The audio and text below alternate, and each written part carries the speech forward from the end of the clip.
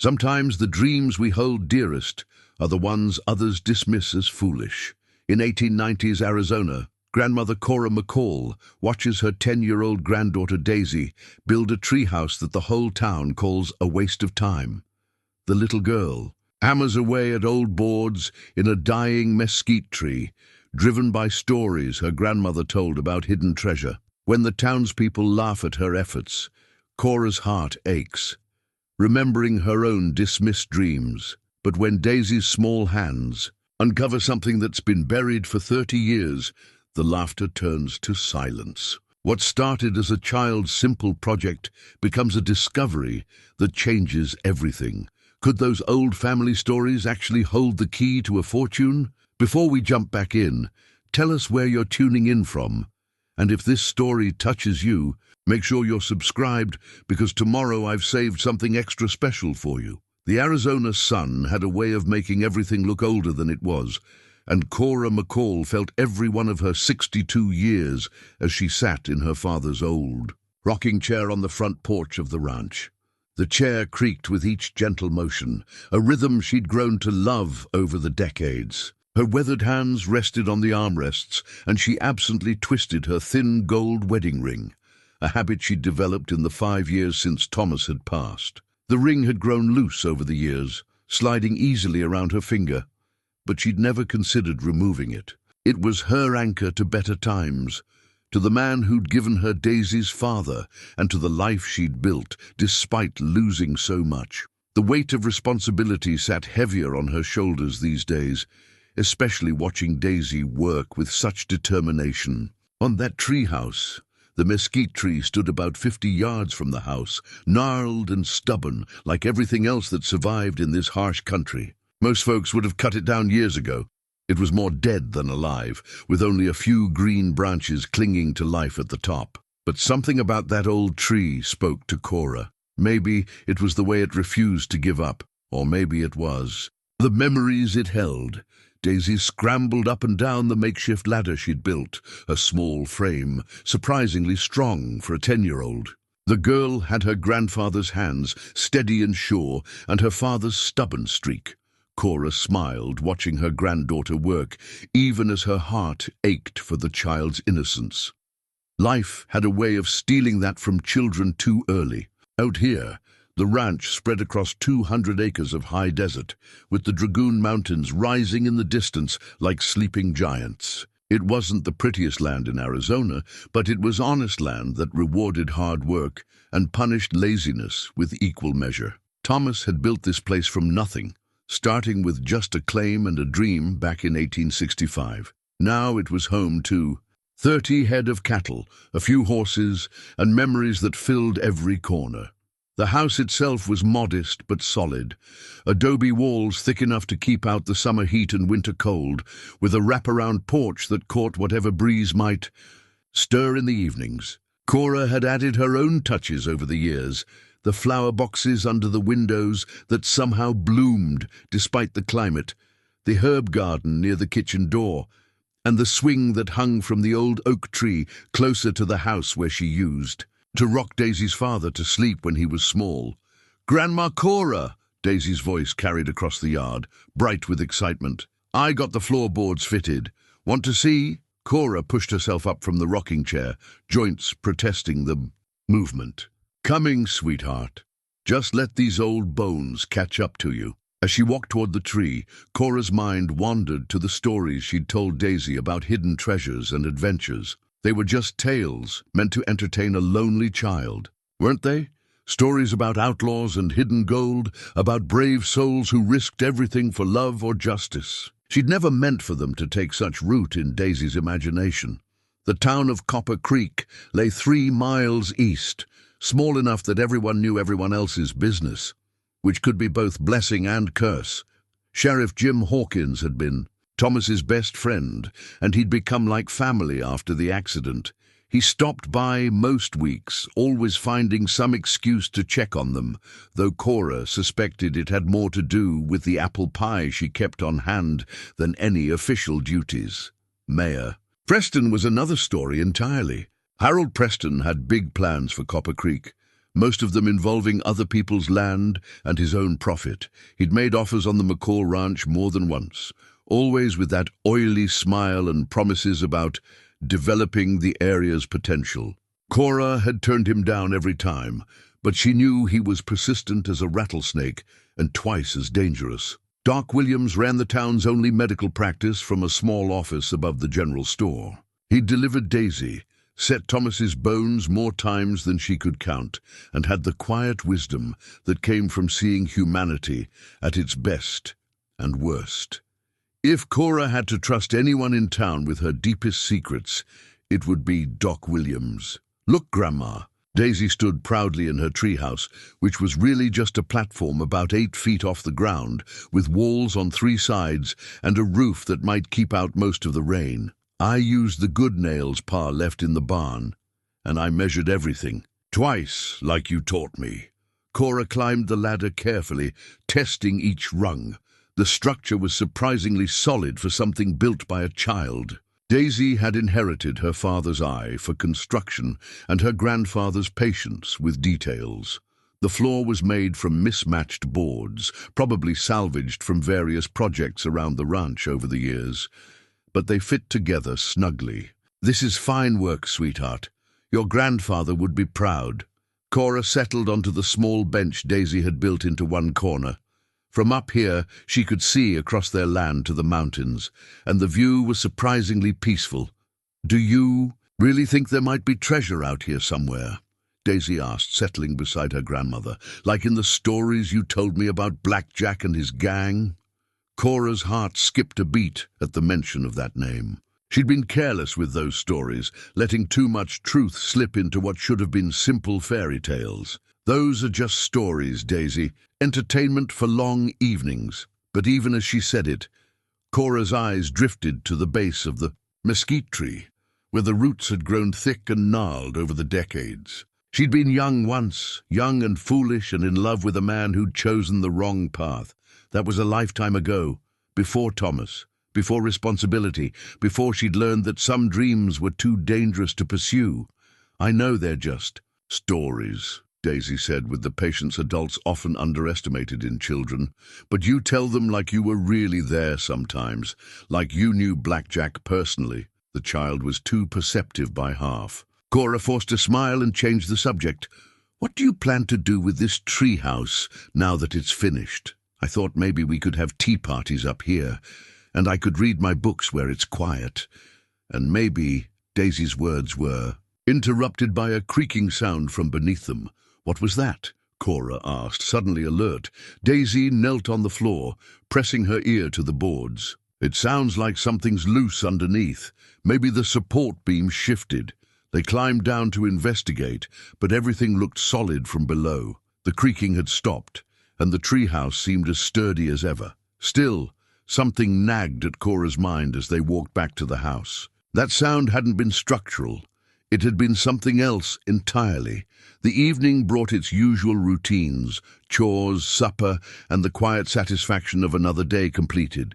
Daisy helped with the dishes, chattering about her plans for the treehouse and the book she was reading about pioneers.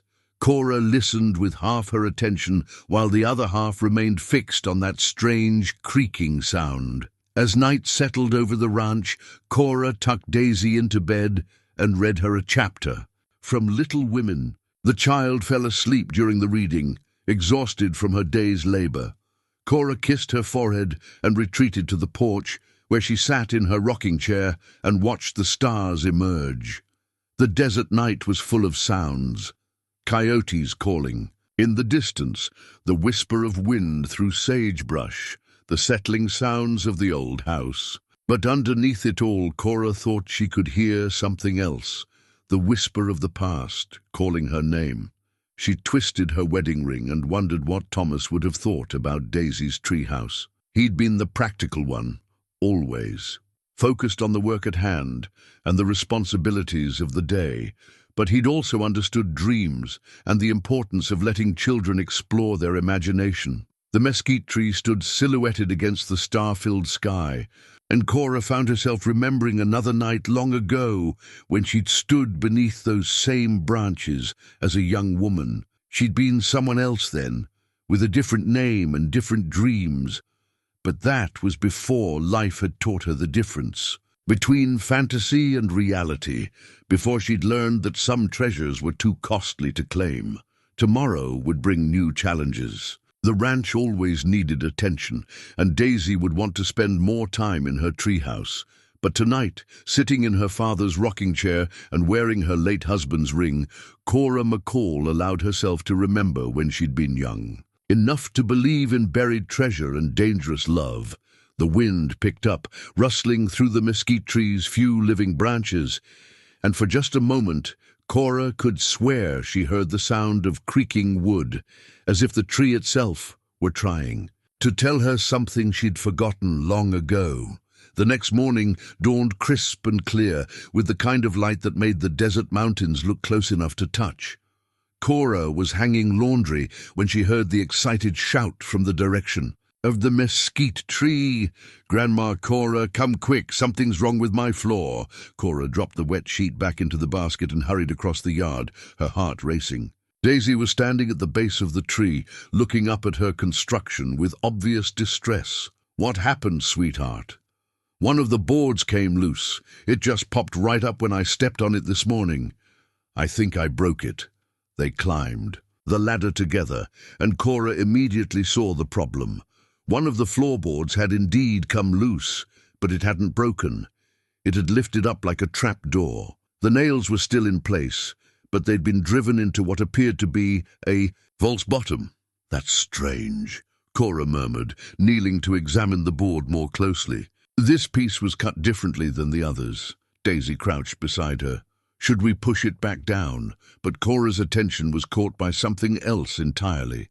In the space beneath the loose board, something dark gleamed in the morning light. With trembling hands, she lifted the board completely away. There, nestled in a hollow that had been carved into the tree's living wood years ago, lay a leather-bound journal wrapped in oiled cloth. Beside it were 3 silver coins that caught the sunlight like fallen stars, and beneath them a folded piece of paper that looked like it might crumble at a touch. Cora's breath caught in her throat. She recognized that journal, though she'd never seen it before. The leather was the exact shade of brown that Jackson Morrison had always favored, and the brass corner pieces were tarnished with age, but unmistakably his style. "What is it, Grandma?" Daisy whispered, as if speaking too loudly might make the treasure disappear. With hands that shook more than she cared to admit, Cora lifted the journal from its hiding place. The leather was surprisingly well preserved, protected by the oiled cloth and the dry desert air. When she opened it, the first page bore an inscription in a hand she remembered as clearly as her own. "Property of Jackson Blackjack Morrison, 1859. "Oh my," she breathed. Daisy leaned closer, her eyes wide with wonder. Is this from your stories?" Before Cora could answer, the sound of hoofbeats interrupted them. A rider was approaching fast, kicking up a cloud of dust that announced his urgency. Cora quickly closed the journal and tucked it into her apron, then helped Daisy replace the loose board. "Not a word about this to anyone," she whispered urgently. "Not until I can figure out what it means." The rider turned out to be Tommy Henderson, the 12-year-old son of their nearest neighbor. He pulled his horse up short at the base of the tree, grinning up at them.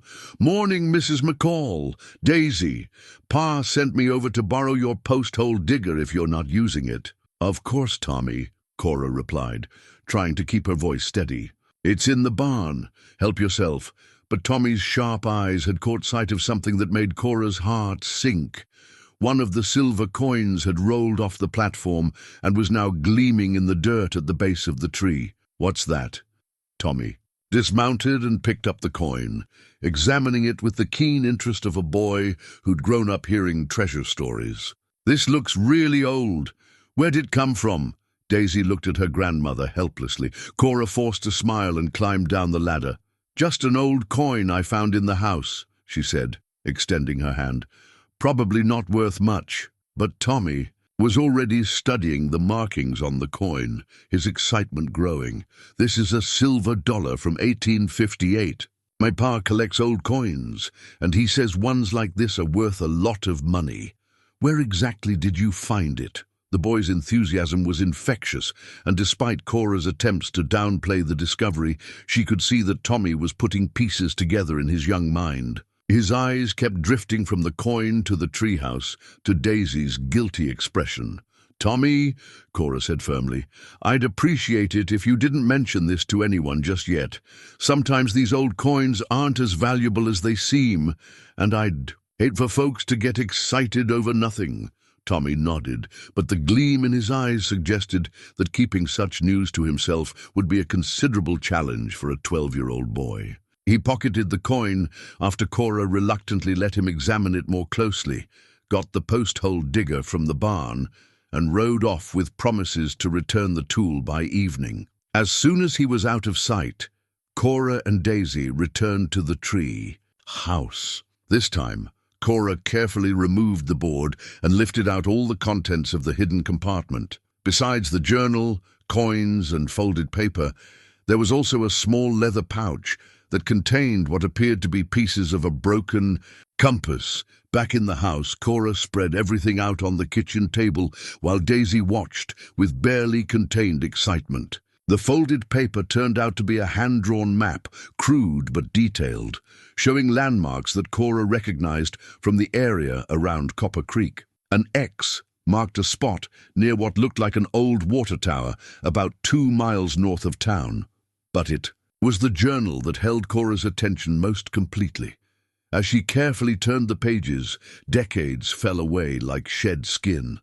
Jackson's handwriting was exactly as she remembered, bold, confident strokes that reflected the man himself. The early entries were about cattle drives and card games, the ordinary concerns of a young cowboy trying to make his way in the territory.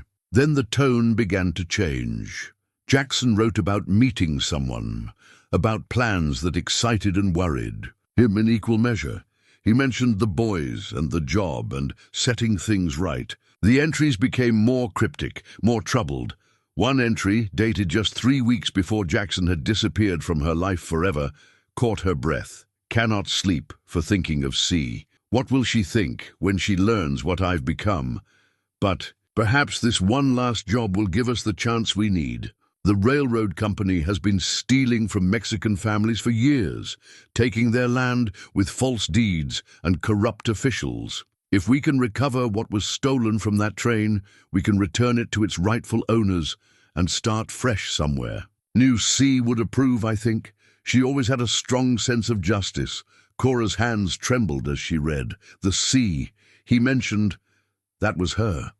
Cora Ashford, as she'd been then, before she married Thomas and became a McCall. Jackson had been planning to marry her, had talked about buying land in California where they could raise horses and children far from the troubles of Arizona territory. "Grandma," Daisy's voice seemed to come from very far away. "Are you crying?" Cora touched her cheek and found it wet with tears she hadn't realized she was shedding.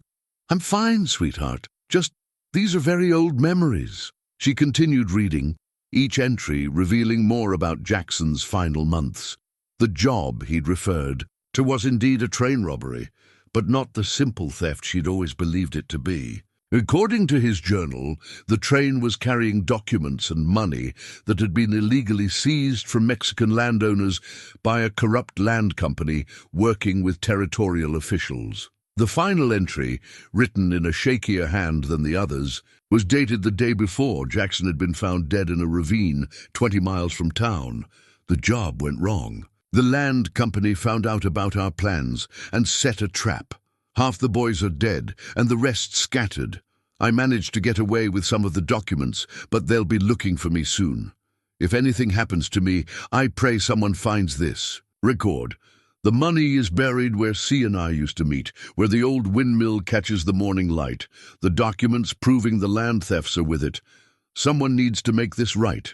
The entry ended there, but there was something else tucked into the back of the journal, a small silver locket that Cora recognized with a shock that left her breathless. She'd given that locket to Jackson on his 23rd birthday, just 2 months before everything had gone wrong. Inside, the tiny photograph of her younger self was still visible, though faded with time. Daisy picked up one of the compass pieces, turning it over in her small hands. "What does it all mean, Grandma?" Before Cora could answer, the sound of multiple horses approaching made them both freeze. Through the kitchen window, Cora could see 3 riders approaching at a leisurely pace, too leisurely to be casual visitors, too purposeful to be lost travelers. "Quick," Cora said, gathering up the journal, map and other items. "Help me put these away." But as she looked at her granddaughter's excited, trusting face, Cora realized that putting these artifacts away wouldn't make them disappear. Tommy Henderson had seen that silver coin, and a secret that Big rarely stayed secret long, in a town the size of Copper Creek. The riders were close enough now that she could make out their faces, and what she saw there made her blood run cold. These weren't curiosity seekers or casual treasure hunters. These were men who knew exactly what they were looking for. The 3 riders reined in their horses at the edge of the yard, and Cora's worst fears were confirmed. The man in the center was Harold Preston, but he wasn't alone. Flanking him were 2 men she didn't recognize, hard-faced strangers with the look of professional trouble about them. "Mrs. McCall," Preston called out in his politician's voice, all false warmth and calculated charm. "Beautiful morning, isn't it? Might we have a word with you?" Cora stepped out onto the porch, motioning for Daisy to stay behind her. "Mayor Preston, what brings you out here so early?" Preston dismounted with the careful movements of a man more comfortable behind a desk than in a saddle. His companions remained mounted, their eyes constantly scanning the property with professional interest. "Well, the most interesting news has reached town," Preston said, removing his hat with exaggerated courtesy. "Young Tommy Henderson was quite excited about an old silver dollar he found on your property. His father, being something of a collector, confirmed it was quite valuable. From 1858, I believe." Cora kept her expression neutral. "Children find all sorts of things. Old coins, bottle caps, interesting rocks. I wouldn't read too much into it." "Oh, but Mrs. McCall, you're being far too modest." Preston's smile didn't reach his eyes. "According to Tommy, this coin was found near that charming treehouse your granddaughter has been building. The same treehouse that's been the subject of so much, shall we say, local amusement?" One of the mounted men spoke up, his voice carrying a slight accent that Cora couldn't quite place. "Trees can hide many secrets, Senora, sometimes for many years." "This is Mr. Valdez," Preston said, gesturing toward the speaker, "and his associate, Mr. Kane. They represent certain interested parties from Tucson who have experience in historical recoveries." Cora didn't like the sound of that. "I'm afraid I don't understand what you're suggesting, Mayor Preston." "Come now, Mrs. McCall. We're all adults here." Preston stepped closer to the porch, his voice taking on a more serious tone. "Stories have a way of growing in the telling, especially stories about lost treasures and hidden gold. But sometimes stories are based on truth." From inside the house came a soft metallic sound, the ticking of Jackson's pocket watch, which Cora had discovered, hidden in another cavity of the tree trunk just that morning. The watch had stopped at 3:17, though she had no idea if that time held any significance. "I think you gentlemen are letting your imaginations run away with you," Cora said firmly. "This is a working ranch, not some adventure story." Kane, the silent partner, finally spoke up. His voice was gravelly, like he'd spent too many years breathing dust and cigar smoke. "Ma'am, with all due respect, we've been tracking certain historical irregularities for quite some time. Irregularities connected to activities in this area dating back to 1859. The specific year hit Cora like a physical blow. That was the year Jackson had started his journal, the year everything had begun to go wrong. Perhaps we could discuss this." "Inside," Preston suggested. "Over coffee, I'm sure we could come to some mutually beneficial arrangement." "There's nothing to discuss," Cora replied, "and I'd appreciate it if you'd leave my property." Valdez shifted in his saddle, and Cora caught sight of a gun handle protruding from beneath his coat. "Mrs. McCall, we are not unreasonable men. If there are artifacts of historical significance on your land, surely the community deserves to benefit from such discoveries. The community? Cora couldn't keep the skepticism out of her voice. Or certain interested parties from Tucson. Preston's facade of politeness began to crack. Now see here, Cora, this ranch has seen better days, and everyone in town knows it. Your cattle operation barely breaks even, and you're raising a child on a widow's pension. If there's an opportunity here to improve both your circumstances and the town's prosperity, wouldn't it be foolish to ignore it? The sound of approaching hoofbeats interrupted the increasingly tense conversation. Sheriff Jim Hawkins rode into the yard at a steady pace, his hand resting casually on his gun belt. His presence immediately changed the dynamic of the confrontation. "Morning, Cora. Daisy." Jim touched his hat brim politely before fixing his attention on the other men. "Mayor Preston. Gentlemen, early to be making social calls, isn't it?" "Sheriff Hawkins," Preston replied, his politician's smile sliding back into place. "We were just discussing some interesting historical discoveries with Mrs. McCall." "That's so?" Jim dismounted and walked over to stand near the porch, positioning himself between Cora and the mounted men. "What kind of discoveries would those be?" "Ancient coins, apparently," Kane said. "Found on this property. Could indicate the presence of other valuable artifacts." Jim's expression didn't change, but Cora knew him well enough to see the tension in his shoulders. "Well, now that is interesting. Of course, any significant archaeological findings would need to be properly documented and reported to the territorial authorities." "Naturally," Valdez said smoothly, "which is why we hope to offer our assistance to Mrs. McCall. Professional expertise, you understand." "How thoughtful," Jim replied dryly. "I'm sure Mrs. McCall appreciates your concern for proper procedure." The standoff might have continued indefinitely, but Daisy chose that moment to appear in the doorway, her young face bright with curiosity rather than fear. "Grandma Cora, is everything all right?" I heard voices. Preston's attention immediately. He focused on the child. "And this must be the young lady responsible for the treehouse. Quite an accomplished builder, from what I hear." Something in his tone made Cora step protectively in front of her granddaughter. "Daisy, go back inside and finish your breakfast." "But Grandma—" "Now, sweetheart." Daisy retreated, but Cora could feel her listening from just inside the doorway. Children had a way of absorbing more than adults realized, and this conversation was already more complicated than a 10-year-old should have to navigate. "Seems to me," Jim said conversationally, "that if anyone found artifacts on private property, the proper thing would be to have them examined by qualified experts. Not treasure hunters or, what did you call yourselves, interested parties." Kane's expression darkened. "Sheriff, I think you might be misunderstanding the nature of our business here." "Oh, I understand perfectly," Jim replied, his own voice taking on a harder edge. "The question is whether you gentlemen understand the nature of mine." For a long moment, the only sounds were the whisper of wind through the sage and the distant lowing of cattle. Then Preston stepped back toward his horse, his calculated smile firmly in place. "Well, this has been most illuminating," he said. "Mrs. McCall, I do hope you'll consider our conversation. Sometimes opportunities don't come along twice." As the three men rode away, Jim remained in the yard, watching until they disappeared over the nearest ridge. Only then did he turn back to Cora. "Want to tell me what that was really about?" he asked quietly.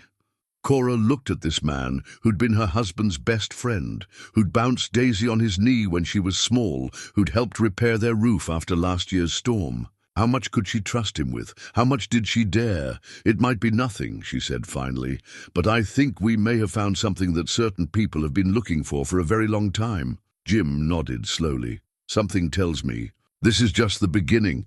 You and Daisy might want to think about staying in town for a few days, just until we know what we're dealing with." But even as he made the suggestion, Cora knew that running wasn't the answer. Whatever Jackson had hidden in that tree 30 years ago, it had finally come to light, and like it or not, she was going to have to see this through to the end. That evening, after Sheriff Hawkins had left with promises to keep watch over the property, Cora sat at her kitchen table with Jackson's journal open before her. Daisy had finally fallen asleep, exhausted by the day's excitement and tension. But rest eluded Cora entirely. She'd been searching through the journal's pages when her fingers found something tucked into the binding, a piece of stiff paper that had been carefully sewn into the leather cover. With gentle persistence, she worked it free, and what she discovered made her breath catch in her throat. It was half of a photograph, torn roughly down the middle. The remaining portion showed a young woman with dark hair and serious eyes, standing beside what appeared to be a man's arm in a dark jacket. The woman was herself, though she barely recognized the hopeful face that gazed back at her across 30 years. She remembered that photograph. Jackson had insisted on having it taken during the summer of 1859, just a few months before everything went wrong. They'd stood together in front of the photographer's tent during the county fair, both of them dressed in their finest clothes and believing the world was full of promise. The other half of the photograph, Jackson's half, was missing, and she found herself wondering where it might be and whether it still existed somewhere. "Grandma." Daisy's voice came from the doorway, soft with sleep. "I heard you moving around. Is everything all right?" "Just couldn't sleep, sweetheart. Come here." Daisy padded across the kitchen floor in her bare feet and crawled onto Cora's lap, studying the torn photograph with curious eyes. "Is that you? When you were young?" "Yes, a very long time ago." "You were pretty. Who was the man?" Cora's throat tightened. "How did you explain first love to a child? How did you describe the way your heart could break and still keep beating? Someone I knew before I married your grandfather. Someone who made some bad choices." Daisy was quiet for a moment, then asked the question Cora had been dreading. "Is he the same person who wrote in that journal? The one you called Black Jack in your stories?" There was no point in lying. Daisy was too smart, and she'd already seen too much. "Yes. His name was Jackson Morrison, and I loved him very much when I was young. But he got involved with dangerous people and dangerous work, and she struggled to find words a child could understand.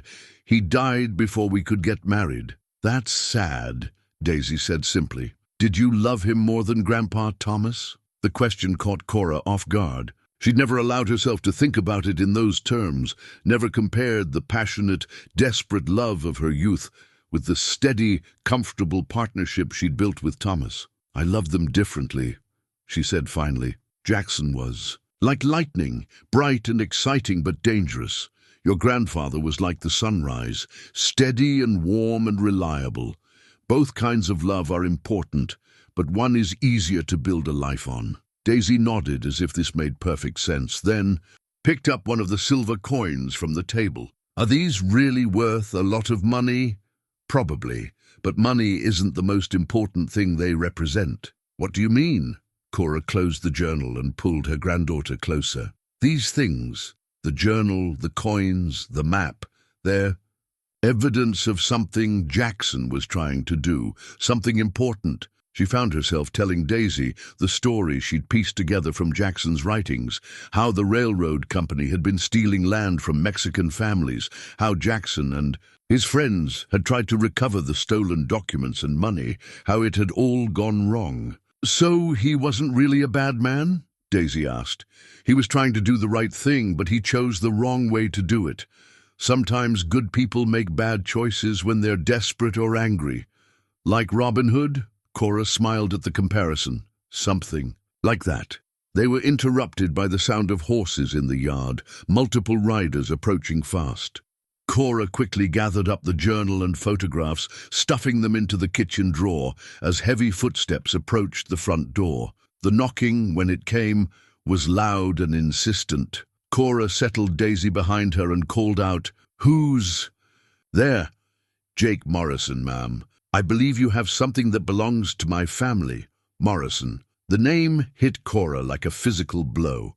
She'd known Jackson had family somewhere, but she'd never expected them to come looking for his legacy after all these years. "It's late," she called back. "Come back in the morning if you want to talk." "I'm afraid this can't wait, Mrs. McCall. Open the door, please." The please was polite, but there was steel underneath it. Cora made a decision that would have seemed impossible just days ago. She retrieved her father's old shotgun from the closet and checked to make sure it was loaded. "Grandma?" Daisy whispered, eyes wide with fear. "Stay behind me, sweetheart, no matter what happens." Cora opened the door slowly, keeping the shotgun visible, but not directly threatening. The man on her porch was younger than she'd expected, maybe 35, with Jackson's dark eyes and the same stubborn set to his jaw. "Mr. Morrison, what brings you to my property at this hour?" Jake Morrison touched his hat politely, but his eyes were scanning the interior of the house. "Word travels fast in this territory, ma'am. Word about certain discoveries and old family business." "I don't know what you mean." "I think you do." He reached into his coat, slowly, showing he meant no immediate threat, and pulled out a piece of paper. It was the other half of the torn photograph. Cora's heart stopped. There was Jackson, young and handsome and full of life, his arm around her younger self. But it was what Jake Morrison said next that made her world tilt sideways. "My Uncle Jack left quite a trail when he died, Mrs. McCall, including some very specific information about where he hid certain items that belonged to my family. Items that were never recovered after his death. Your uncle, Jackson Morrison, was my father's brother, and according to family stories, he was planning to marry a young woman named Cora Ashford. That would be you, wouldn't it?" Behind her, Cora. Her Daisy's sharp intake of breath. The child was learning more family history tonight than Cora had ever planned to share. "What do you want?" Cora asked directly. Jake Morrison smiled, but it wasn't a pleasant expression. "I want what's rightfully mine, Mrs. McCall. My uncle stole from his own gang, hid documents and money that should have been divided among the survivors. I've spent 20 years tracking down leads and following rumors." He held up the photograph half. "And this morning I heard about silver coins and tree houses and old journals.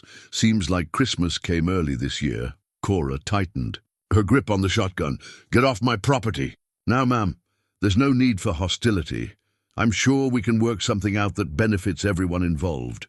But as he spoke, Cora caught sight of movement in the shadows beyond the porch.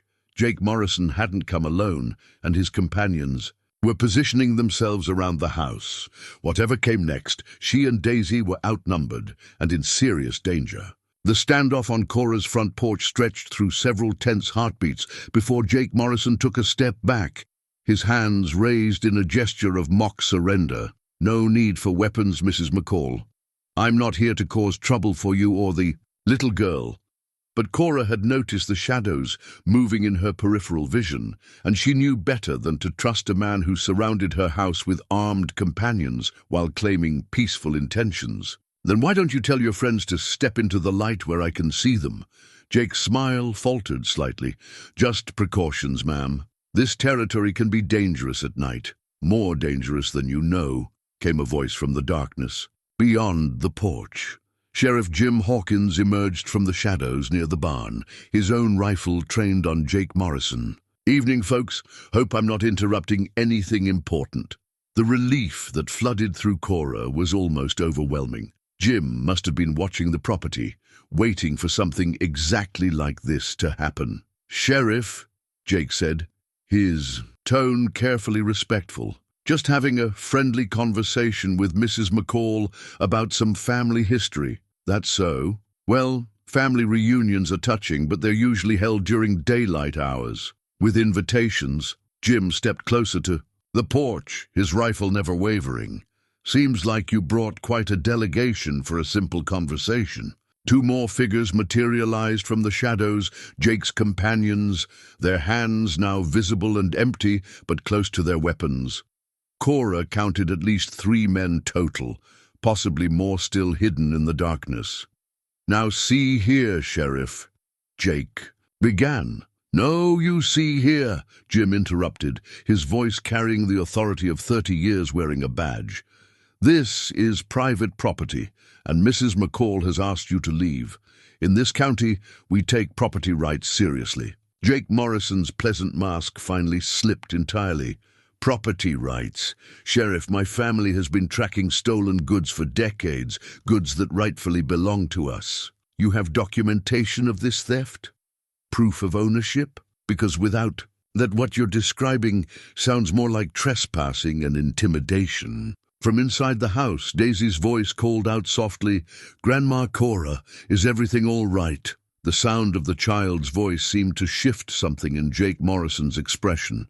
For just a moment, his hard features softened, and Cora caught a glimpse of the man he might have been under different circumstances. "Look," Jake said, his voice quieter now, "I know this looks bad, but I'm not the villain here. My Uncle Jack died trying to recover money and documents that were stolen from Mexican families by corrupt officials.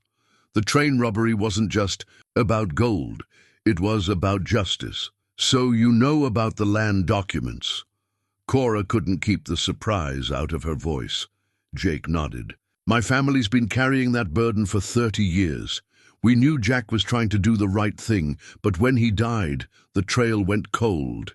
The families who lost their land never got justice, and the corrupt officials kept their stolen wealth." Sheriff Hawkins had been listening carefully, and now he lowered his rifle slightly.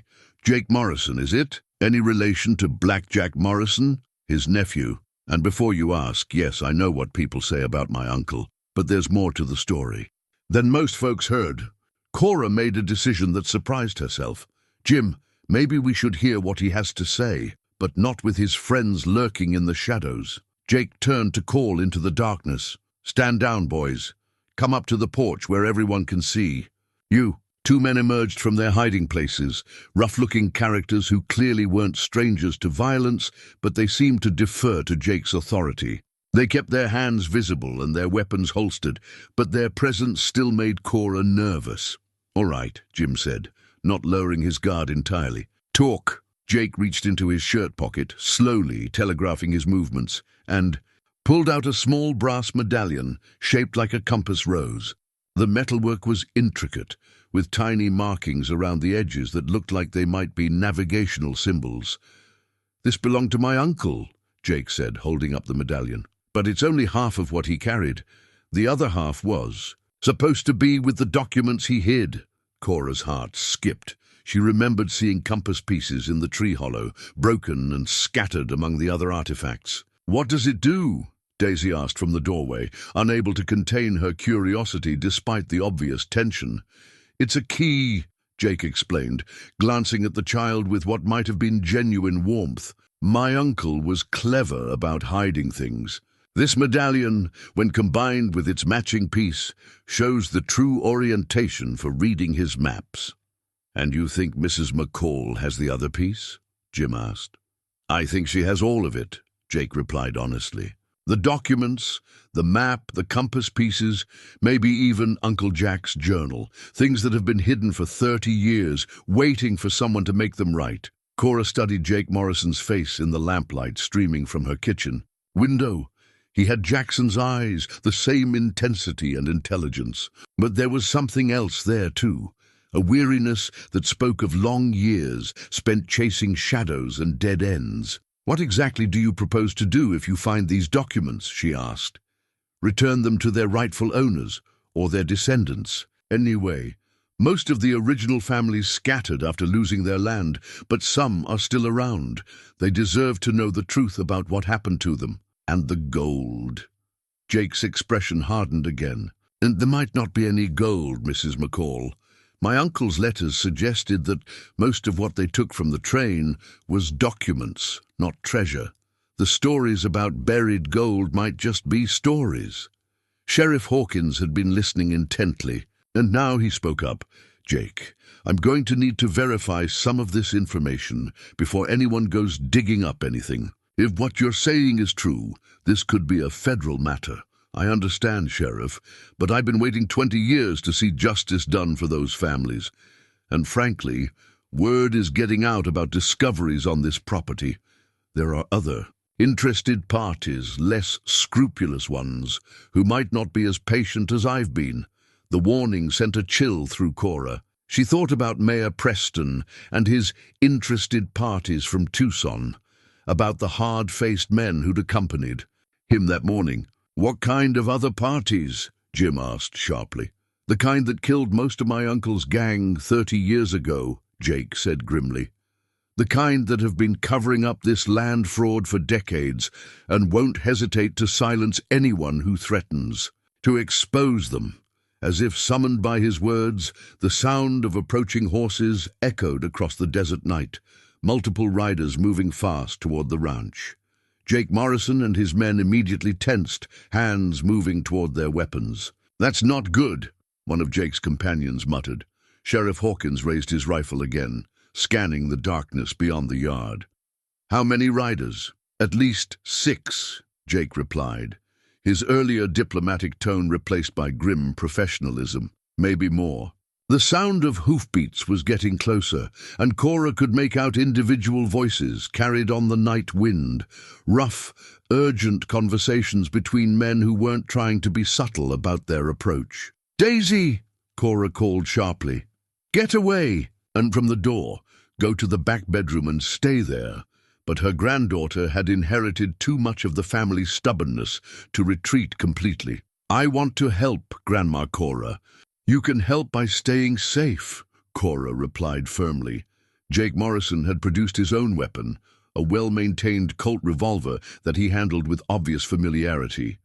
"Sheriff, I know this looks like I brought trouble to your doorstep, but I swear on my uncle's memory that these aren't my men." "Then whose are they?" Jim demanded. "If I had to guess, the same people who killed Jack Morrison 30 years ago. The same people who've been covering up the land fraud ever since." The approaching riders had reached the edge of the yard, and now they were spreading out in what was clearly a tactical formation. Whoever these men were, they weren't planning a friendly conversation. "This is Sheriff Hawkins," Jim called out into the darkness. "You're on private property. State your business or move along." The response came in the form of a rifle shot that splintered the porch post just inches from Cora's head. She dropped to the ground, pulling Daisy down with her. As chaos erupted around them, Jake Morrison and his men took cover behind the porch furniture, returning fire toward the muzzle flashes in the darkness. Sheriff Hawkins positioned himself to protect Cora and Daisy while trying to get a clear shot at the attackers. "How many?" Jake shouted over the gunfire. "At least 8, one of his men replied. "They've got us surrounded." Through the noise and confusion, Cora heard a voice she recognized with a shock of betrayal. Mayor Preston, calling out orders to his hired gunmen. "Find the documents. Search the house.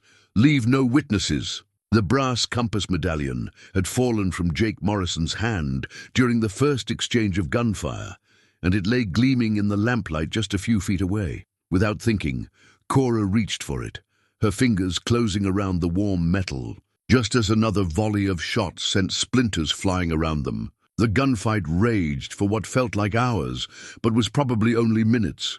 Cora crawled toward the house, pulling Daisy with her, while Jake Morrison and his men held the line against Mayor Preston's hired guns.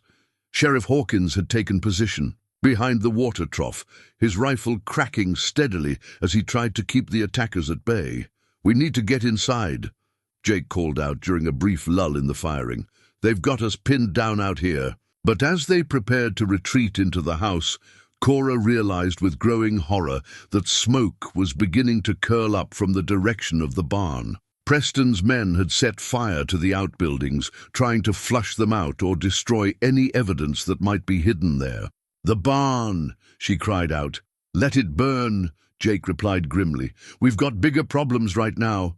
But Cora was already moving, driven by a fierce protectiveness for the land that had been her home for over 30 years. She retrieved her father's Winchester rifle from just inside the door, a weapon she'd learned to use as a girl and had never forgotten how to handle. The rifle was a relic from another era, passed down through 3 generations of her family. Her grandfather had carried it during the Civil War. Her father had used it to defend their homestead from raiders.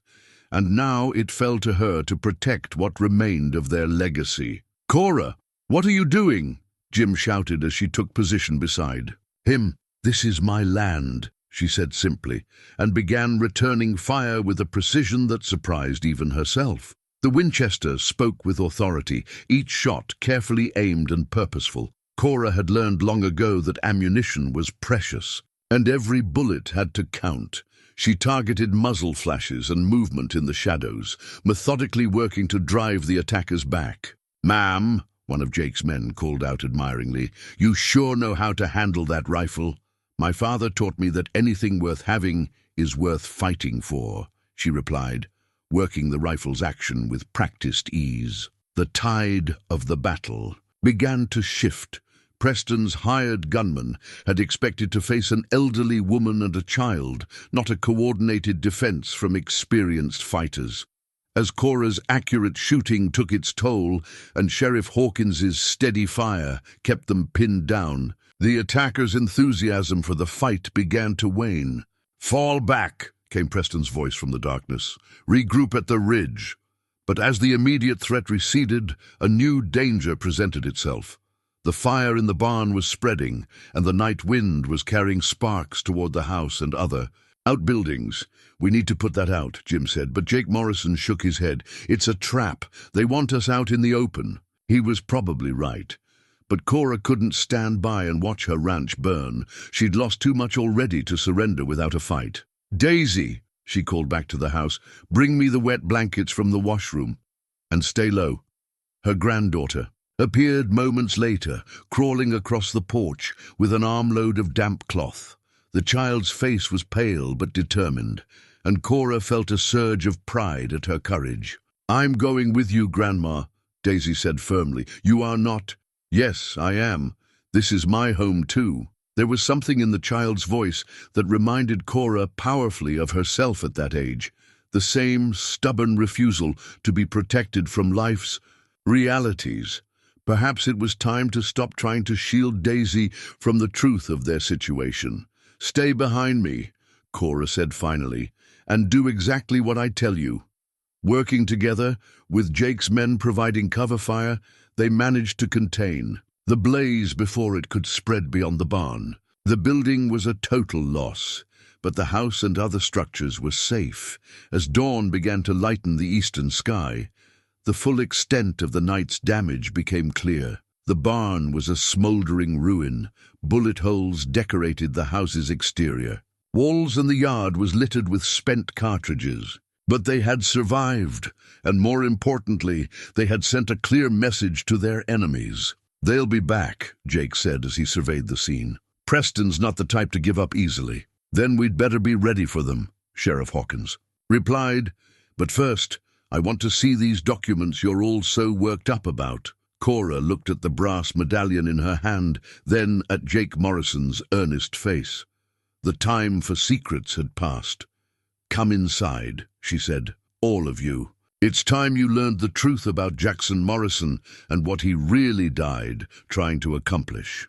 In the kitchen, by the light of oil lamps, Cora spread out the contents of the hidden cache: the journal, the torn photograph, the map, the broken compass pieces, and the silver coins, all the remnants of a young man's attempt to right historical wrongs. Jake Morrison studied the compass pieces with obvious emotion. "These match my medallion perfectly," he said, fitting the brass fragments together with his own piece to form a complete compass rose. Uncle Jack always was clever about puzzles. When the compass was assembled correctly, the map's true orientation became clear.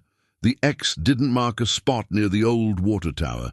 It marked a location beneath the water tower itself, where the structure's concrete foundation would have protected anything buried there from the elements.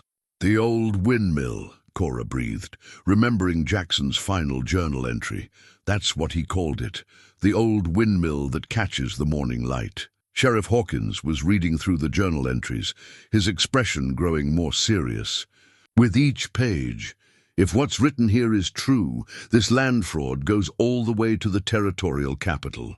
We're talking about thousands of acres stolen from legitimate owners. And Mayor Preston is right in the middle of it," Jake added grimly, "which explains why he's so desperate to get his hands on Uncle Jack's evidence." Daisy had been unusually quiet during the adults' discussion, but now she spoke up with a child's clarity. "So, if we find the buried papers, we can help the people who lost their land get it back." "That's the idea, sweetheart," Cora said. "Then what are we waiting for?" The adults looked at each other, each thinking about the dangers involved, the powerful enemies they would be facing, and the slim chances of success against such entrenched corruption. But sometimes, Cora reflected, the most important battles were fought not because victory was certain, but because the cause was right. Jackson had understood that 30 years ago, even though it had cost him his life. "We're not waiting for anything," she said finally, surprising herself with the strength in her own voice. "We're going to finish what Jackson Morrison started." The old water tower stood 2 miles north of town, a weathered wooden structure that had supplied Copper Creek with water for nearly 20 years before a new well was dug closer to the settlement. Now it stood abandoned, its paint peeling and its metal fittings rusted, but still solid enough to serve as a landmark. They approached the tower in the early morning light.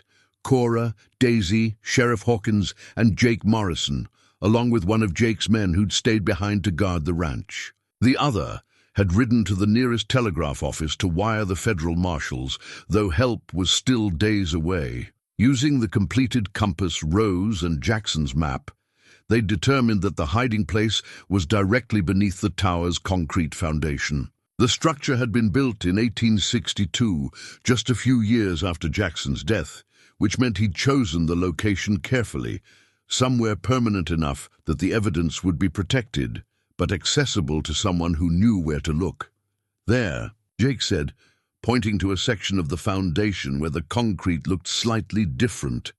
"See how the coloring's not quite the same? That section was poured separately." Sheriff Hawkins knelt to examine the area more closely. "Looks like there's a seam here, if we can find the right spot to apply pressure," but it was Daisy who made the crucial discovery. While the adults debated the best way to access the hidden compartment, she'd been exploring the base of the tower itself. Now she called out excitedly from the other side of the structure, "Over here, there's something carved into the wood." They found her tracing letters carved into one of the support posts, letters that had been weathered by decades of desert storms, but were still legible. CA plus JM 1859. Cora's heart clenched as she recognized their initials intertwined in the way young lovers carved them into trees and fences, believing their love would last forever. Jackson had marked this place as theirs, even knowing he might not live to share it with her. "CA," Jake said quietly. "Cora Ashford." "That was my name then," she confirmed, her voice barely above a whisper. Following the carved initials led them to a loose stone in the foundation that, when removed, revealed a hidden lever mechanism. When Jake pulled the lever, a section of the concrete foundation swung inward on hidden hinges, revealing a cavity that had been sealed for 30 years. Inside was a wooden box, about the size of a small suitcase, wrapped in oiled canvas. Jake and Sheriff Hawkins carefully lifted it out, both men handling it with the reverence due to something that might rewrite history. "Should we open it here or take it back to town?" Jim asked. "Here," Cora said firmly. "Jackson meant for it to be found in this place. We should honor that." Jake opened the box slowly, his hands steady despite the magnitude of the moment. What they found inside changed everything they thought they knew about Jackson Morrison's final mission. The box contained documents, as expected, dozens of land deeds, survey records, and legal papers proving the systematic theft of Mexican-owned land by corrupt territorial officials. But there was also something none of them had anticipated: neat stacks of paper money, more than any of them had ever seen in one place. "Jesus," one of Jake's men whispered, "that's got to be $50,000. But Sheriff Hawkins was examining the money more carefully, and his expression was troubled. "Look at the dates on these bills," he said. "They're all from 1862 and later, 3 years after Jack Morrison died. The implications hit them all at the same time. This wasn't the treasure from the train robbery. This was something else entirely." "There's a letter," Daisy said, pointing to an envelope that had been placed on top of the money. Cora opened it with trembling fingers. The handwriting wasn't Jackson's. It was neat and precise, the script of an educated man. The letter was dated December 1862 and signed by someone named Thomas Whitmore. "Who's Thomas Whitmore?" Jake asked. Sheriff Hawkins looked up from the documents he'd been sorting through. "According to these papers, he was a federal judge appointed to investigate territorial corruption, and apparently he found more than he bargained for." Cora read the letter aloud. "To whoever discovers this cache, Jackson Morrison died trying to expose a conspiracy of land theft and corruption that reaches to the highest levels of territorial government. His evidence proved that over 200,000 acres of legally owned Mexican land had been seized through fraudulent means and sold to Eastern investors. I'm Judge Thomas Whitmore, appointed by President Lincoln to investigate these allegations. What I have discovered is even worse than Morrison suspected. The conspiracy includes not only territorial officials, but also federal appointees, railroad executives, and banking interests in New York and Philadelphia. The money in this box represents only a fraction of the profits generated by this massive fraud. I have gathered it as evidence along with detailed records of bribes, forged documents, and illegal transactions. However, I have reason to believe that my own life is now in danger, as several other investigators have died under mysterious circumstances. If I do not survive to see justice done, I pray that someone with courage and integrity will use this evidence to restore stolen land to its rightful owners. The documents included here prove ownership for 67 Mexican families whose property was illegally seized between 1857 and 1861. Jackson Morrison was no common outlaw. He died a hero's death in service to justice, even though history will remember him differently. May God grant that his sacrifice was not in vain. The silence that followed was broken only by the whisper of wind through the desert sage and the distant cry of a hawk circling overhead. "A federal judge," Jake said slowly. "Uncle Jack wasn't working alone." "And this Thomas Whitmore?" Sheriff Hawkins asked. "What happened to him?" Jake was already sorting through other papers in the box. "Here, a newspaper clipping from 1863. Federal judge dies in carriage accident. It says Judge Whitmore was killed when his carriage overturned on a mountain road outside Tucson." "Convenient," Jim said grimly. But Cora was focused on something else, a small wooden box nested inside the larger one. When she opened it, she found what looked like official federal documents, including what appeared to be a presidential commission signed by Abraham Lincoln himself. "This changes everything," she said. "Jackson wasn't just trying to help a few Mexican families. He was working as part of a federal investigation. An investigation that got him killed," Jake added, "along with a federal judge and who knows how many others." Daisy, who had been unusually quiet during the adults' discussion, suddenly spoke up. "So the real treasure isn't gold. It's the chance to help all those families get their land back." "That's exactly right, sweetheart," Cora said, pulling her granddaughter close. But Sheriff Hawkins said slowly, "If this corruption went as high as a federal judge claimed, then Mayor Preston is just a small fish. We're talking about people with real power. The kind of power that can make whole families disappear." As if summoned by his words, the sound of approaching horses drifted across the desert air. But this time, there were too many riders to count, and they were coming from multiple directions. "Looks like someone's been watching us," Jake said, drawing his revolver. "How many?" Jim asked, checking his own weapon. Jake climbed partway up the water tower's ladder to get a better view. What he saw made his face go pale. "At least 20. "Riders," he called down. "Maybe more, and they're not trying to hide their approach." Cora looked at the evidence spread around them. Documents that could restore justice to dozens of families and expose a conspiracy that had corrupted the territory for decades. Then she looked at her granddaughter, whose young life was about To be caught up in a battle that had been raging since before she was born. We can't outrun them, she said quietly, not with all of this evidence to protect. Then we make our stand here, Sheriff Hawkins replied. This is as good a place as any to finish what Jackson Morrison started.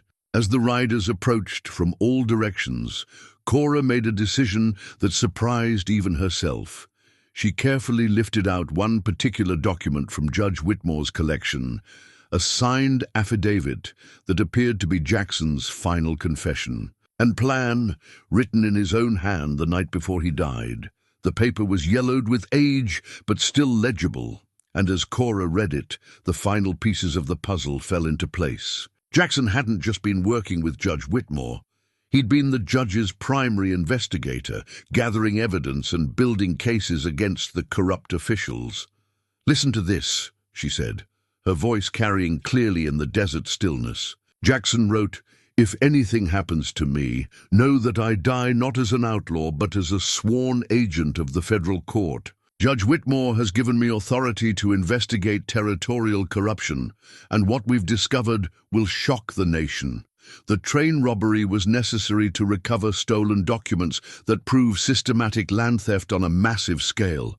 I pray that Cora will understand and forgive me for the deception, but some truths are too dangerous to share until the work is complete." Jake Morrison had climbed higher up the water tower to keep watch on the approaching riders.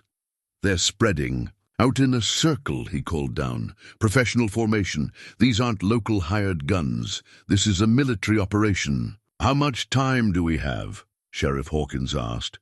"Maybe 10 minutes before they complete the encirclement." Cora continued reading from Jackson's affidavit, her voice growing stronger as the truth of his final mission became clear. "The men I ride with believe we are common outlaws. But in truth, I have selected only those with personal grievances against the land company. They think we seek gold, but our real purpose is to recover evidence that Judge Whitmore needs to present to President Lincoln. The corruption goes deeper than anyone imagines. Federal appointees, railroad executives, Eastern banking interests. They have stolen not thousands, but hundreds of thousands of acres, and the profits have funded railroad expansion and mining operations across the territory."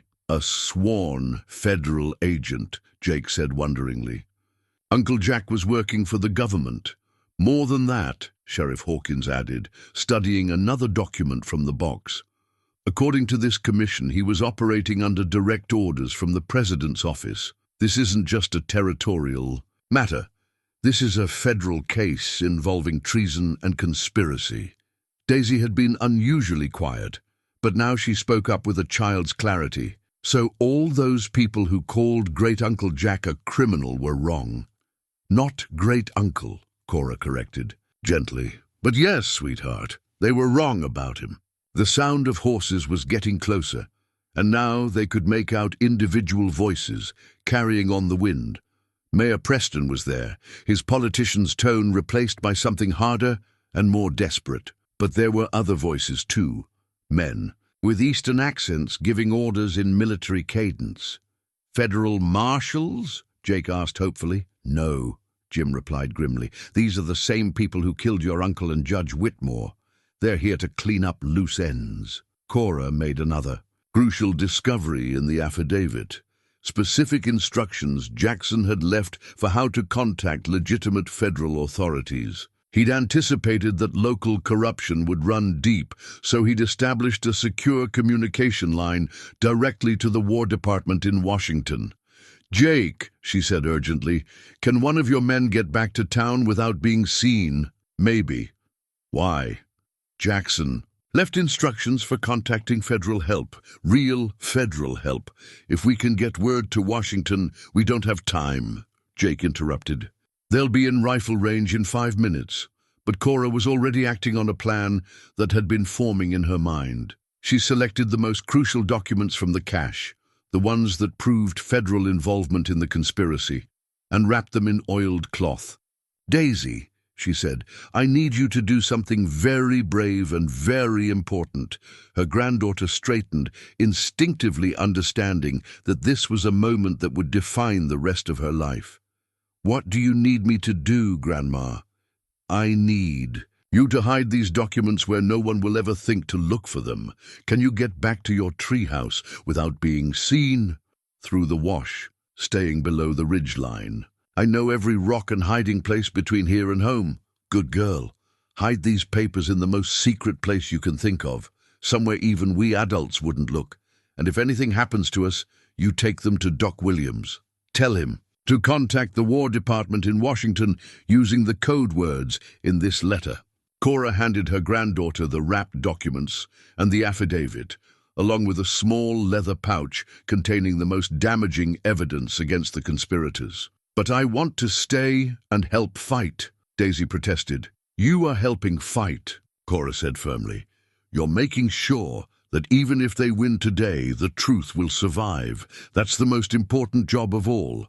Sheriff Hawkins had been positioning the remaining evidence to create defensive positions around the water tower. Smart thinking, he said. Even if they capture us, they won't have everything. Jake Morrison climbed down from his lookout position. They're close enough now that I can see their faces. Preston's there, along with at least 6 men I don't recognize, professional soldiers by the look of them, and the others. Local hired guns mostly. The kind who'll do anything for money, but aren't much for standing and fighting when things get rough. Daisy prepared to leave, but first she hugged each of the adults goodbye. When she reached her grandmother, she whispered, "I'm proud to be your granddaughter, Cora McCall." The use of her full name, spoken with such mature solemnity, nearly broke Cora's heart. "And I'm proud to be your grandmother, Daisy Morrison McCall." The child's eyes widened at the addition of Morrison to her name. Really? Really? You're part of Jackson's legacy now, sweetheart. Help us make sure it's a legacy of justice, not tragedy. As Daisy slipped away through the desert scrub, moving with the natural stealth of a child who'd grown up in wild country, the men around the water tower made their final preparations. They had good defensive positions, adequate ammunition, and most importantly, they were fighting for something larger than themselves. "Before this starts," Jake said, "I want you to know that whatever happens, I'm grateful to have learned the truth about my uncle, and I'm grateful to finally understand the man I loved," Cora replied. Sheriff Hawkins checked his rifle one final time. "Gentlemen, lady, it's been an honor." The first of the approaching riders had come within hailing distance, and now Mayor Preston's voice carried clearly across the desert air. "Mrs. McCall, Sheriff Hawkins, we know you're there, and we know what you found. There's no need for anyone to get hurt. Just hand over the documents, and we can all go home peacefully." "What do you think?" Jake asked quietly. "I think," Cora said, raising her father's Winchester, "that some things are worth fighting for, no matter what the odds." "Federal agents are on their way," Sheriff Hawkins called back to Preston, though they all knew it was a bluff. "You'd better think carefully about your next move." Preston's laughter echoed across the distance. "Sheriff, there are no federal agents coming. We've seen to that. Now, I'll ask once more. Surrender the documents, and no one has to die. Counteroffer." Jake Morrison shouted back, "You and your men ride out now, and maybe we won't send copies of these documents to every newspaper between here and Washington." The response came in the form of rifle fire that sent chips of stone flying from the water tower's foundation. The final battle for Jackson Morrison's legacy had begun, but as the shooting started, Cora caught a glimpse of movement on the distant ridge, a small figure making good time toward the ranch, carrying with her the most dangerous secrets in the Arizona territory. Whatever happened in the next hour, the truth would survive. Jackson Morrison's mission would finally be completed, even if it took another generation to see justice done. The sun was rising higher now, casting long shadows across the desert floor and glinting off rifle barrels as two forces prepared to settle a conflict that had been 30 years in the making. The battle for the water tower began with a thunderous exchange of gunfire that echoed across the desert like summer lightning. Mayor Preston's mercenaries had the advantage of numbers, but Cora, Jake, and Sheriff Hawkins held the high ground, and the desperate courage of people fighting for justice. From her position behind the concrete foundation, Cora worked her father's Winchester with deadly precision. Each shot was carefully aimed, each bullet accounted for. She'd learned marksmanship from men who understood that in the Arizona Territory, your life often depended on your ability to put a bullet exactly where you intended it to go. Sheriff Hawkins had taken position on the opposite side of the tower, his rifle speaking with the steady rhythm of a man who'd been in more gunfights than he cared to remember. Jake Morrison and his remaining man covered the other approaches, their revolvers barking defiance at the encircling attackers.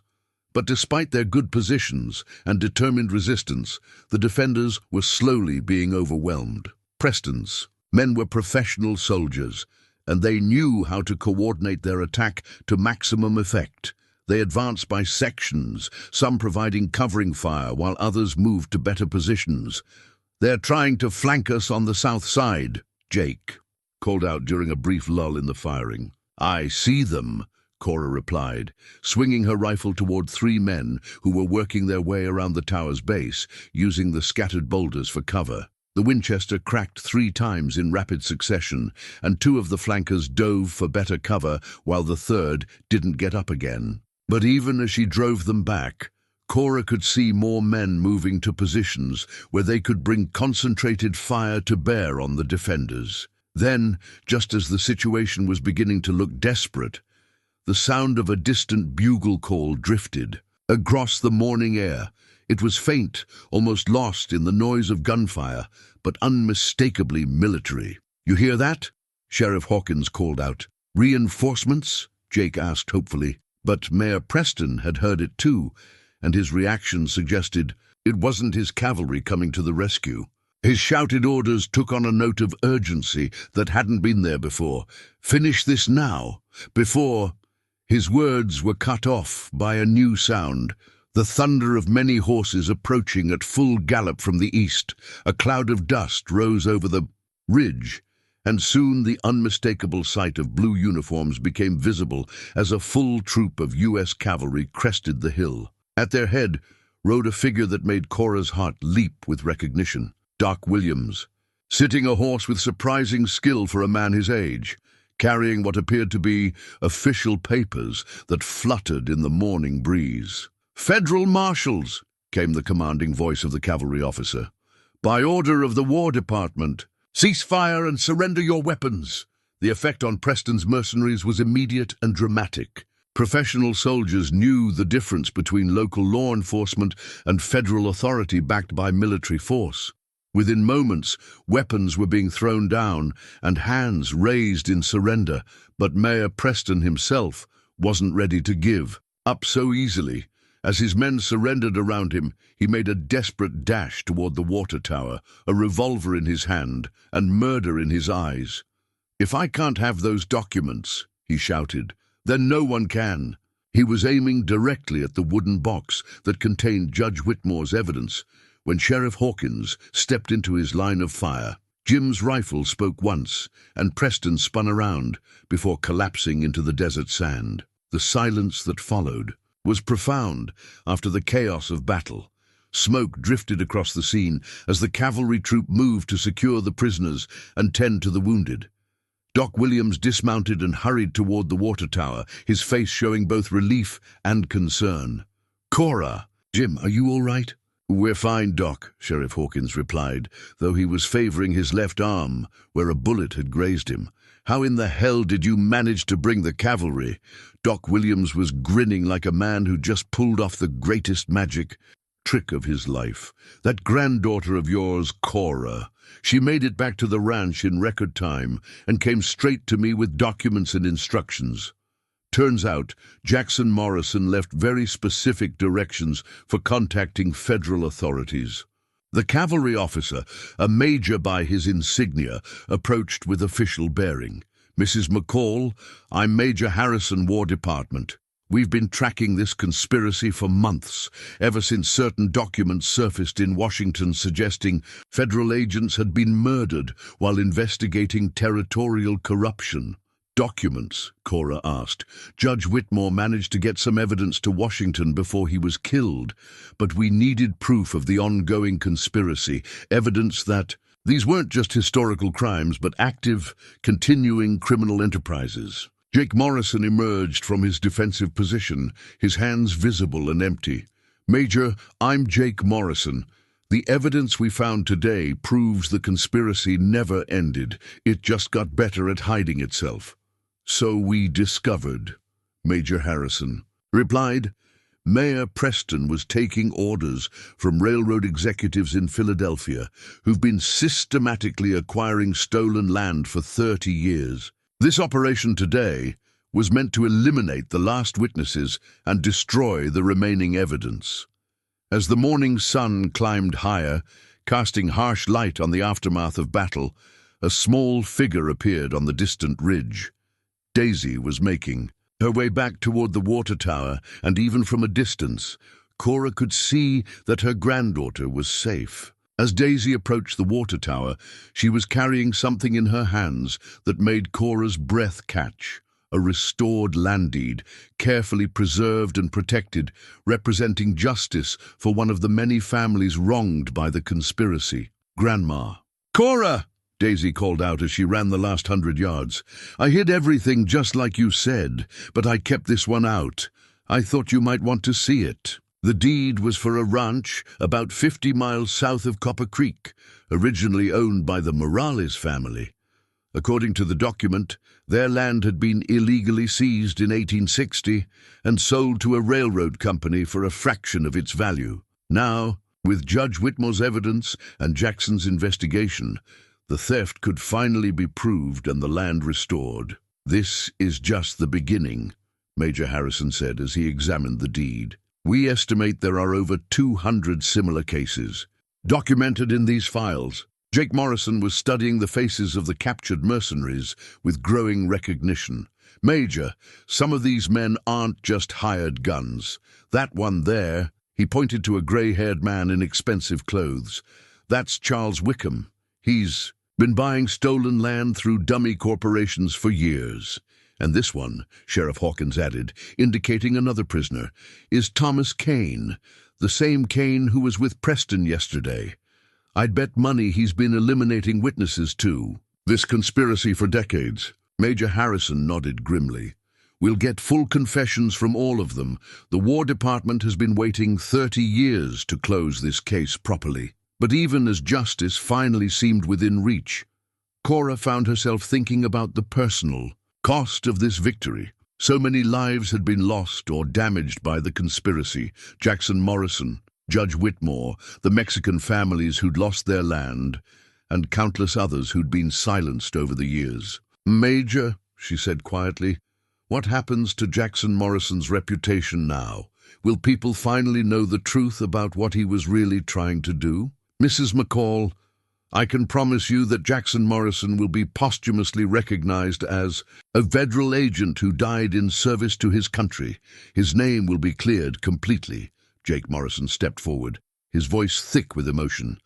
"Uncle Jack always said that a man's true measure isn't in how he's remembered, but in what he leaves behind. Today, he left behind justice.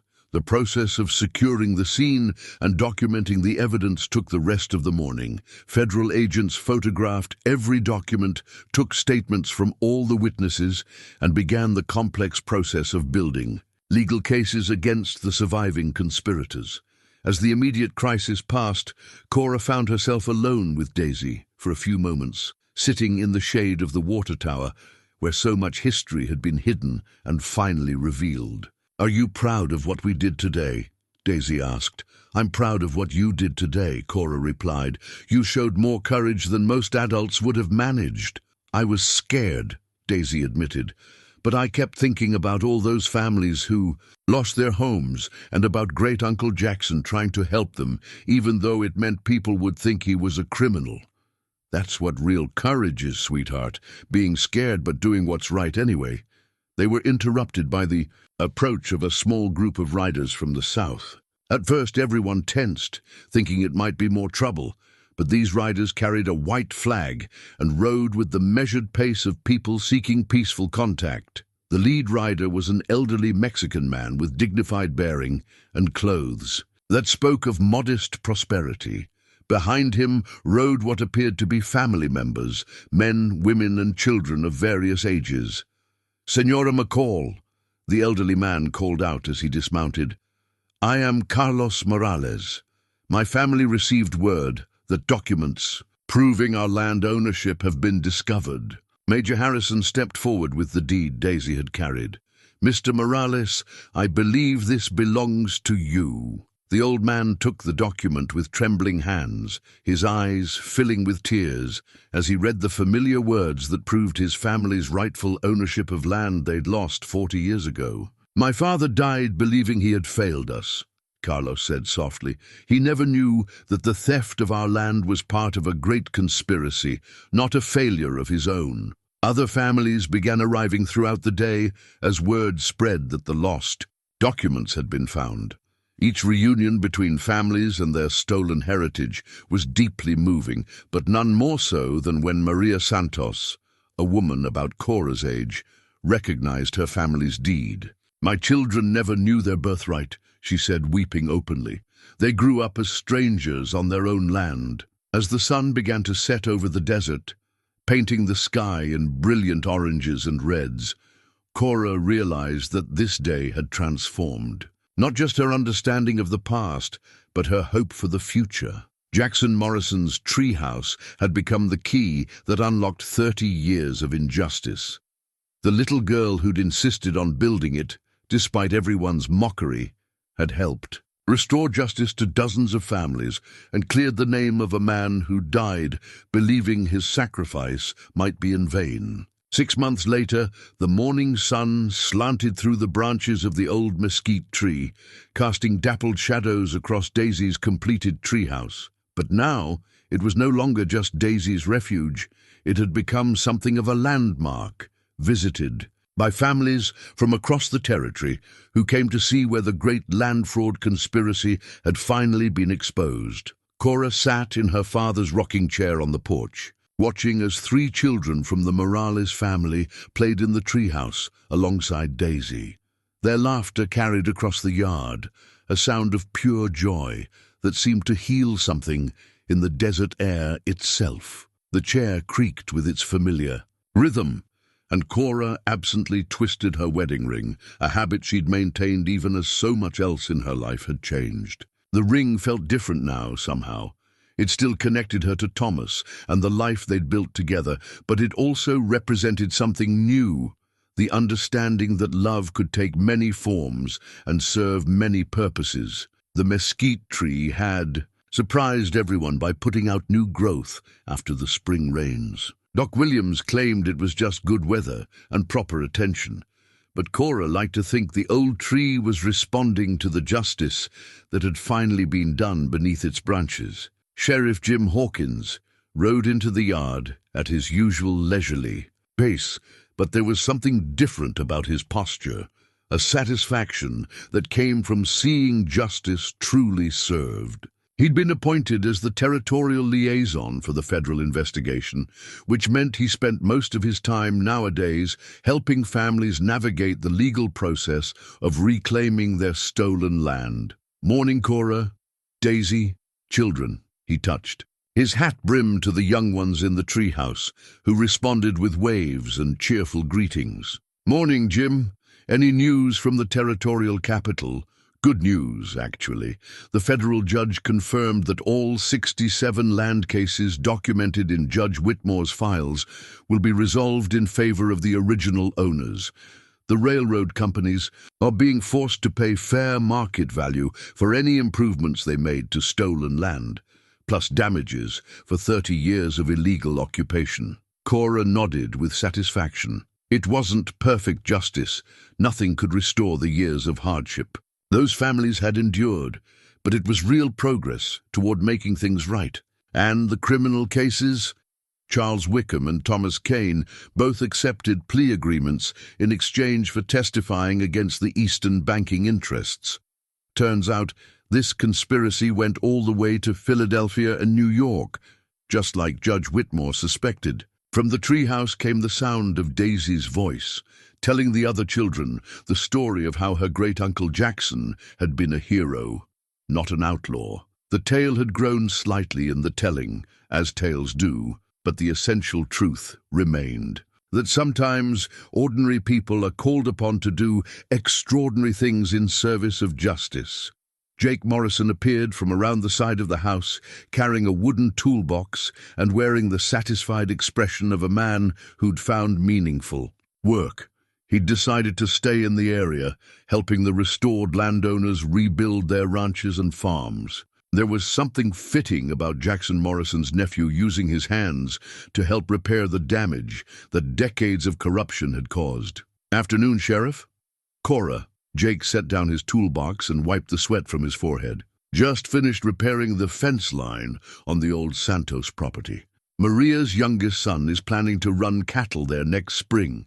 "That's wonderful news," Cora said. The Santos family had been among the hardest hit by the land fraud, losing not just their ranch but also their patriarch, who died believing he'd failed his children. Doc Williams emerged from the house, carrying a tray of lemonade and wearing the pleased expression of a man who'd finally gotten to be part of a real adventure. His role in contacting federal authorities had earned him territorial recognition, but more importantly, it had given him stories to tell for the rest of his life. "How's the writing coming along?" Jake asked as Doc distributed glasses of lemonade to the adults. Doc was documenting the entire conspiracy for the Territorial Historical Society, making sure that future generations would understand the true story of what had happened, almost finished with the chapter about Jackson Morrison. "It's important that people understand he died serving his country, not betraying it." As afternoon settled into evening, the visiting families began to depart, promising to return soon. Daisy climbed down from her treehouse and joined the adults. On the porch, settling onto the steps with the easy contentment of a child who knew she was exactly where she belonged. "Grandma Cora," she said, "do you think Great-Uncle Jackson would be proud of what we did?" Cora looked up at the treehouse, where a small American flag now flew alongside a banner that read, "Justice for All." Daisy's addition to mark the treehouse's new significance as a symbol of hope. "I think he'd be very proud, sweetheart, but mostly I think he'd be happy that his story finally has the right ending." As the sun set over the desert, painting the sky in brilliant colors, Cora reflected on how much had changed since that morning when Daisy had first insisted on building her treehouse in the dying mesquite tree. What had seemed like a child's foolish dream had become the key that unlocked decades of injustice. The laughter of children had replaced the mockery of adults. The treehouse stood not as evidence of wasted time, but as proof that the most important discoveries often come from the most unexpected places, and in the distance, across land that was finally returned to its rightful owners, the lights of family homes began to twinkle in the gathering darkness, beacons of hope in a territory where justice had finally, after 30 years of waiting, come home to stay. Sometimes, Cora thought as she rocked gently in her father's chair, the dreams we hold dearest are the ones that change the world.